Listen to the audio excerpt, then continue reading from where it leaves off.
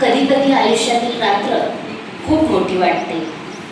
वाटतं ही रात्र कधी संपायचीच नाही.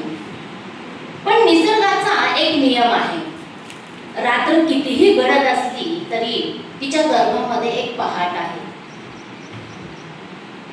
संघर्षमय आयुष्याची वाटचाल करत असताना उद्विग्न मनाला जे शब्द अंकुरित करतात तेच शब्द माझ्या कवितेचं शीर्षक आहे. जातील हेही दिवस साजणी. सांग कधी का कोणासाठी रात्र राहते अशीच रुसणी. सांग कधी का कोणासाठी रात्र राहते अशीच रुसणी. गडद रात्रीच्या गर्भातूनही उगवेल उद्याची पहाट साजणी. जातील हेही दिवस साजणी. शिशिरातील निष्पर्ण तरुही भोगून दैव गतीची करणी. शिशिरातील निष्पर्ण तरुही भोगून दैव गतीची करणी. पानगळीचे दुःख सोसुनी सजतात नव्याने आरक्त भोगुनी.